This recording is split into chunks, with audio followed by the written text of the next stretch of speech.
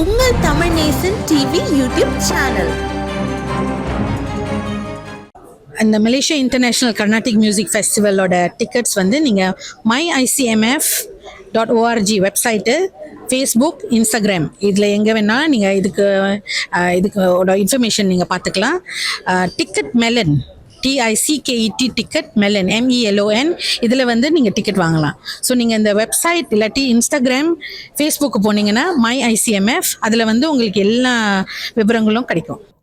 கரையான் அரிப்பால் பாதிக்கப்பட்ட கோப்பெங் தமிழ் பள்ளி புதிதாக கட்டப்படும், கல்வி துணை அமைச்சர் தகவல். கரையான் அரிப்பால் பாதிக்கப்பட்ட கோப்பெங் தமிழ் பள்ளி 14.5 மில்லியன் ரிங்கிட் செலவில் புதிதாக கட்டப்படும். துணை கல்வி அமைச்சர் வொங்கா வு இதனை அறிவித்தார். கோப்பெங் தமிழ் பள்ளி கிட்டத்தட்ட 80 ஆண்டுகள் வரலாற்றை கொண்டதாகும். ஆரம்பத்தில் திருவள்ளுவர் தமிழ் பாடசாலையாக இருந்த இப்பள்ளி தற்போது கோப்பெங் தமிழ் பள்ளியாக இயங்கி வருகிறது.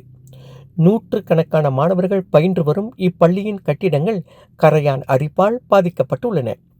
குறிப்பாக இக்கட்டிடம் மாணவர்கள் கல்வி பயில்வதற்கு பாதுகாப்பானது அல்ல என அதிகாரிகளால் உறுதி செய்யப்பட்டது. இதன் அடிப்படையில் கடந்த பட்ஜெட்டில் 14.5 மில்லியன் ரிங்கிட் இப்பள்ளியின் மேம்பாட்டிற்காக அரசாங்கம் ஒதுக்கியது. இந்நிதியை கொண்டு புதியதாக 3 மாடி கட்டிடம் இங்கு கட்டப்பட உள்ளது. இப்புதிய கட்டிடம் 6 வகுப்பறைகள், ஆசிரியர் அறைகள் உட்பட அனைத்து வசதிகளுடன் கொண்டு கட்டப்பட உள்ளது. அடுத்த 22 மாதங்களில் இப்புதிய பள்ளிக்கூடம் கட்டி முடிக்கப்படும்.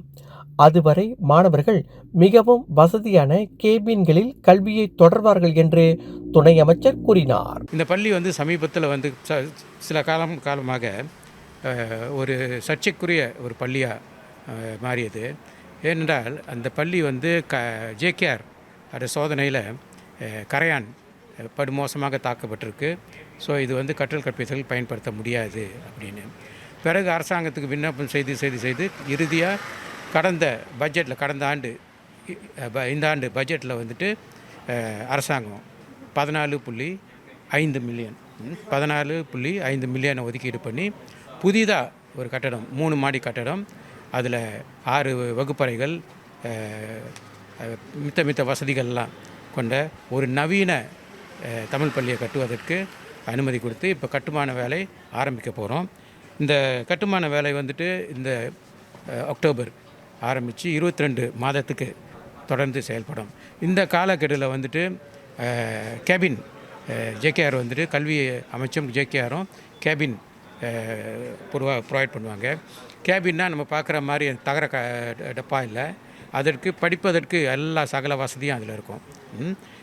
ஆக கோப்பெங் வட்டாரத்தில் வந்து ஒரு புதிதாக ஒரு தமிழ் பள்ளி, நவீனமான தமிழ் பள்ளி உருவாக்கப்படும். ஆனால் வந்துட்டு நம்ம வந்து கல்வி சட்டத்தின் கீழே வந்துட்டு ஒரு பள்ளியோட பேரை மாற்றினோன்னா நம்ம மாற்றலாம். ஆனால் வந்து முறையாக விண்ணப்பம் வந்து கல்வி அமைச்சுக்கு நீங்கள் செய்யணும். இந்த பள்ளி தொடக்கும் பொழுது அதோட பள்ளி திருவள்ளுவர் தமிழ் பள்ளியாக இருந்திருக்கு. பிறகு எப்படி அது வந்து கோப்பெங் தமிழ் பள்ளியாக மாறியது என்று எனக்கு தெரியாது. ஆனால் என்னோட தனிப்பட்ட கருத்து, அது திருவள்ளுவர் தமிழ் பள்ளியாக மாற்றுவது தான் சிறந்தது. இது அரசாங்க பள்ளி, பகுதி உதவி பெறும் அரசாங்க பள்ளின்னு இல்லை. ஏன்னா முழு அரசாங்க பள்ளி தெலுக்கின் திருவள்ளுவர் தமிழ் பள்ளி இருக்குது. அதே மாதிரி கோலாலம்பூர் போனால் அப்பர் தமிழ் பள்ளி இருக்குது. அந்த மாதிரி இந்த தமிழ் அறிஞர்களை சம்மந்தப்பட்ட தமிழ் பள்ளிகள் இருக்குது. அல்லது வந்துட்டு நம்மளோட தலைவர்கள், மலேசியா தலைவர்கள் பேரை நம்ம என்ன வைக்கலாம், இந்திய தலைவர்கள் நிறையா இருக்காங்க, அவங்க பேரை நம்ம சூட்டலாம். அது வந்துட்டு பெற்றோர் சங்கமும் LPSம் உட்காந்து முடிவெடுக்க வேண்டியது பள்ளி நிர்வாகத்தோட. அப்படி அவங்க வந்து ஒரு தீர்மானத்தை எடுக்கிறாங்கன்னா அதுக்கு மாநில அரசாங்கம் முழு ஆதரவு கொடுக்கும். கடந்த வருடம் இந்த பள்ளிக்கு வந்துட்டு அவங்க 24,000 வெள்ளி மானியம், 400 வெள்ளி மானியம் வழங்கியிருக்கு. அதே மாதிரி தொடர்ந்து மாநில அரசாங்கம் மானியம் வழங்கும். இந்த பள்ளிக்கு கட்டுமான வேலை இந்த அக்டோபர்லேருந்து 22 மாதத்தில் கட்டி முடிக்கணும். இன்று நாங்கள் JKRஐ கேட்டுக்கிட்டது வந்துட்டு அந்த கட்டுமான வேலையை நீங்கள் கூர்மையாக கவனிக்கணும். மாற்றுத்திறனாளிகள் வழங்கப்பட வேண்டியவர்கள் திருமூர்த்தி உருக்கமான உரை. குலசலங்கூர் மாவட்ட மண்ணின் மைந்தர்கள் சார்பில் சமூக போராளி அன்பானந்தன் நினைவு அறக்கட்டளை சார்பில் இந்த வட்டாரத்தைச் சார்ந்த சுமார் 50 மாற்றுத்திறனாளிகள் நிதி உதவி மற்றும் உணவுப் பொருள்கள் பெற்றுக்கொண்டனர். அவர்களில் 6 பேர்களுக்கு சக்கர நாற்காலிகள் வழங்கப்பட்டன. மேலும் சுகாதார முறைப்படி உணவு உபசரிப்பும் நல்கப்பட்டது. அது மட்டுமின்றி இங்குள்ள பெஸ்தாரிஜெயா பொது மண்டபத்தில் சுமார் 3 மணி நேரம் இடைவிடாது தமிழகத்தைச் சேர்ந்த திரைப்பட பின்னணி பாடகர் கோவை முரளி மற்றும் உள்ளூர் பாடகர்கள் பாடிய பாடல்களை கேட்டு வருகையாளர்கள் அனைவரும் வீடு திரும்ப மனமின்றி மகிழ்ச்சியில் மிதந்தனர். இந்நிகழ்ச்சியின் இறுதி கட்டமாக ச.ஆ. அன்பானந்தன் நினைவு அறக்கட்டளை தலைவரும் சமூக சேவையாளருமான திருமூர்த்தி பேசுகையில், மாற்றுத்திறனாளிகள் போற்றப்பட வேண்டியவர்கள், வணங்கப்பட வேண்டியவர்கள். அந்நிலையில் அவர்களுக்கு பணிவிடை செய்யும் ரவாங் பிரெஞ்சி சிவா என்ற அரும் மனிதரை நாம் பாராட்டியே ஆக வேண்டும். மேலும் இந்த நிகழ்ச்சியை சிறந்த முறையில் ஏற்பாடு செய்ததுடன் வருகையாளர்களின் உரிய அங்கீகாரத்தை பெற்றுள்ள சகோதரர் மணியரசு வெள்ளையனை வாழ்த்துகிறேன்.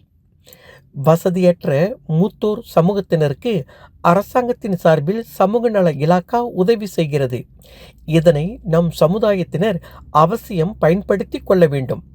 அதற்குரிய உதவிகளை செய்வதற்கு நாங்கள் தயாராகவும் இருக்கின்றோம் என இந்த நினைவுறுத்தலை கோலஸ்லங்கூர் அருள்மிகு சுப்பிரமணியர் கோயில் அறங்காவலருமான திருமூர்த்தி முன்னிறுத்தினார். இந்த மலேசியா இன்டர்நேஷனல் கர்நாடிக் மியூசிக் ஃபெஸ்டிவல்னு 2019 ஸ்டார்ட் பண்ண ஒரு ஃபெஸ்டிவல். அதுக்கப்புறம் பெண்டமிக் வந்தது, நாங்கள் ஆன்லைனுக்கு மாறி மறுபடியும் 2023 பேரா மாநிலத்தில் நடத்தினோம், ரொம்ப பெரிய லெவல்ல. அதுக்கப்புறம் போன வருஷமும் மலேசியா கோலாலம்பூர்ல நடத்தினோம். இந்த வருஷம் மறுபடியும் ஒரு பிரம்மாண்ட முறையில 3 நாள் ஃபெஸ்டிவல் 24 இருந்து 26 ஏப்ரல்ல நடைபெறுகிறது. ஸோ முதல் சொன்ன மாதிரி கர்நாடக இசைனா என்ன, யாரோட இசை? கர்நாடக இசைனா தென்னாட்டுல இருந்து வந்து ஒரு இசை. தென்னாட்டுல 4 மாநிலங்கள், தமிழ்நாடு, ஆந்திர பிரதேஷ், கேரளா, கர்நாடகா, இங்க இருந்து வந்ததுதான் இந்த கர்நாடக இசை. ஸோ நார்த் இந்தியால இருந்து வந்ததுன்னா, வடக்குல இருந்துன்னா நம்மளுக்கு வடநாடுனா ஹிந்துஸ்தானி மியூசிக்னு சொல்லுவாங்க. அப்ப இந்த கர்நாடிக் மியூசிக்னா இது நம்ம இசை. ஏன் இது மலேசியாவுக்கு ரொம்ப பொருந்தமான ஒரு ஃபெஸ்டிவல், ஒரு விழா? ஏன்னா மலேசியால இருக்கிறவங்க 99% வந்து தென்னாட்டுல இருந்து வந்தவங்க. ஓகே, நம்ம தமிழ்நாடு அல்லது ஆந்திரா, மெஜாரிட்டி தமிழ்நாடு, அதுக்கப்புறம் ஆந்திரா, கேரளா. ஸோ அதனால இந்த ஃபெஸ்டிவல் வந்து 7 வருஷமாக நாங்கள் நடத்தி, இது 8வது வருஷம். ஸோ இந்த விழா வந்து எல்லாரும் வந்து பார்க்கணும். கர்நாடக இசையை படிச்சவங்க மட்டும்தான் வரணும்னு கிடையாது. காலையில 10 மணில இருந்து சாயந்தரம் 4 மணி வரைக்கும் எல்லா ப்ரோக்ராமும் ஃப்ரீ. அதுல வந்து ரொம்ப பேர் சொல்லுவாங்க, ஐயோ கர்நாடக இசை அதெல்லாம் ரொம்ப கஷ்டங்க, நம்மளுக்கு வராட்டியும் பரவாயில்ல, வர வைங்க. நிறைய விஷயம் நம்ம கத்துக்கிறோம்ல, இது நம்மளோட பாரம்பரியம், நம்மளோட கலாச்சாரம். நீங்க வாங்க வந்து பாருங்க. ஏன் இது முக்கியம்? நம்ம நாட்டுல, இந்த நாட்டுல, மலேசியால, நம்ம வாழ்ற நாட்டுல நம்ம கலை, நம்ம கலாச்சாரம் வந்து ஓங்கி நிற்கணுங்க, பெருசா நிக்கணும், பிரம்மாண்டமா நிக்கணும். அதுக்கு இந்த மாதிரி விழா தான் இட்ஸ் இமேஜ், இது நம்மளோட இமேஜ், இது ரொம்ப முக்கியம். அதனால நீங்க வந்து டிக்கெட்டட் ஷோலாம் வந்து சாயந்தரம் 5 மணிக்கு மேலதான் டிக்கெட்டட் ஷோ. ஏன்னா அது வந்து ப்ரொடக்ஷன்ஸ் வந்து ஃப்ரீயா பண்ண முடியாதுங்க, எல்லாமே ப்ரொடக்ஷன் தான். So we have to use a social enterprise model. Some we ticket, some we give for free. So காலையில 10 மணில இருந்து 4 மணி வரைக்கும் ஃபோரம்ஸ் இருக்கு, கச்சேரிங்க இருக்கு. ஊர்ல வந்த கர்நாடிக் கீபோர்ட் ஆன்சாம்பிள் இருக்கு. நம்ம நாட்டுல உள்ள வளரும் கலைஞர்கள், இவங்களுக்கு வந்து மேடை வேணும், இன்டர்நேஷனல் மேடை வேணும். எப்போதுமே ஜஸ்ட் ஸ்கூல் உள்ளுக்கு பாடிக்கிட்டு அந்த மாதிரி இருக்க முடியாது. இன்டர்நேஷனல்னா ஏன், இது குளோபல் ஆடியன்ஸ் இருக்கு. நம்ம நினைப்போம் குளோபல் ஆடியன்ஸ் எப்படி, வெளியூர்ல இருந்து கூட வராங்க இந்த ஃபெஸ்டிவலுக்கு பாக்குறதுக்கு. இந்தியால இருந்து, சிங்கப்பூர்ல இருந்து, யுஎஸ்ல இருந்து கூட வராங்க, ஆஸ்திரேலியா, இந்த ஃபெஸ்டிவல்ல கலந்துக்கிறதுக்கு. ஸோ அதனால நம்ம குழந்தைங்களுக்கு, நம்ம வளரும் கலைஞர்களுக்கு இது ஒரு நல்ல ஒரு வாய்ப்பு. அவங்களோட திறமைய நம்ம நாட்டுல நிறைய பேர், நீங்களே வந்து ஆச்சரியப்படுவீங்க, அத்தனை இளைஞர்கள் வந்து அவ்வளோ இன்டர்நேஷனல் லெவல் பெர்ஃபார்மன்ஸ் பண்றாங்க. ஸோ அவங்களெல்லாம் வந்து பாருங்க, ஆதரவு கொடுங்க. அதெல்லாம் ஃப்ரீ ப்ரோக்ராம் தான். சாயந்தரம் வந்து நம்மளுக்கு 2-3 கச்சேரிகள் வந்து, கச்சேரினா நான் எப்படின்னு சொல்றேன். ஃபர்ஸ்ட் டே வந்து பீராமலி மல்டி கல்ச்சுரல் ப்ரொடக்ஷன் பண்றோம் இந்த வாட்டி. எப்படி நம்ம இந்தியர்களும் நம்ம நாட்டுக்கு வந்து நம்ம நாட்டை வந்து நம்ம அங்கீகாரம் கொடுக்கணும். அதனால நம்ம நாட்டுல உள்ள கலைஞரை பத்தி நாங்க வந்து ஒரு ப்ரொடக்ஷன் பண்ணியிருக்கோம். அது முதல் நாள். 2வது நாள் பல இசைப்பள்ளியில இருந்து மாணவிகள் அவங்க வந்து சேர்ந்து ஒரு குவாயர் பண்றாங்க. கர்நாடிக்ல குவாயர் கூட இருக்காங்க. நீங்க வந்து பாருங்க, அது அவ்வளவு ஆச்சரியப்படுவீங்க. கர்நாடிக்ல அவ்வளவு அற்புதமான குவாயர் பண்ணலாம். இது வந்து யார் வழி நடத்துறாங்கன்னா சங்கீத கலாநிதி வித்வான் ஸ்ரீ நெய்வேலி சந்தான கோபாலன். இவர் கர்நாடக இசையில வந்து பெரிய பேருன்னு வச்சுக்கலாமே, வெரி ரினவுண்ட் பர்சனாலிட்டி. அவரு தான் இந்த எபிக் குவாயர்னு ஒன்று நடத்துறாரு. அவரோட ஆர்கனைசேஷன் தான் சிஷ்யகுலம், அது ஊர்ல ஒரு ஆர்கனைசேஷன். அவங்க கூட இணைந்து இந்த குவாயரை பண்றாங்க. அதுல சுமார் ஒரு 50 சொச்ச மாணவ மாணவிகள் கலந்துக்கிறாங்க. ஸோ அதையும் வந்து பாருங்க. அப்புறம் கடைசி நாள் வந்து சந்தீப் நாராயண் இவரு அவரோட பெரிய கிராண்ட் கான்சர்ட் நடக்குது, அது ஃபைனல் டே. ஸோ இதெல்லாம் வந்து டிக்கெட்டட் கான்சர்ட். ஸோ இந்த ஃபெஸ்டிவலுக்கு நீங்க கண்டிப்பா வந்து கலந்துக்கணும். எல்லாரும் வாங்க, சப்போர்ட் பண்ணுங்க. ஏன்னா நிறைய விஷயம் நடக்குது இந்தியர்களுக்கு இந்த நாட்டுல. நம்மளுக்கு பிடிக்காத விஷயம்லாம் நிறைய பேப்பர்ல அதுலதான் நம்மளை போட்டு அடிக்கிறாங்க. ஸோ நம்ம என்ன பண்ணணும்னா சைலண்டாவே நம்ம ரிட்டாலியேட் பண்ணுவோம். எப்படி நம்ம எது நல்ல விஷயம் பண்றோம், கௌரவமான விஷயம் பண்றோம், அதெல்லாம் வந்து நம்ம நிறைய வைரல் பண்ணி நிறைய ஷேர் பண்ணி இந்த நாட்டுல இந்தியர்கள் வந்து பெரிய பெரிய நல்ல விஷயம் பண்றோம், அதெல்லாம் வந்து உலகத்துல உள்ள மக்களுக்கு நம்மளும் காட்டணும். ஸோ அதனால இந்த மாதிரி ஃபெஸ்டிவல்லாம் ரொம்ப முக்கியம். நம்மளோட சிறிய சமுதாயமா இருந்தாலும் இந்திய சமுதாயம் இந்த நாட்டுல சிறந்த சமுதாயமா வாழ்றோம்னு இந்த மாதிரி விழாக்கள், இது மட்டும் இல்ல நிறைய பண்றாங்க. இந்த மாதிரி விழாக்கள் ரொம்ப ரொம்ப முக்கியங்க.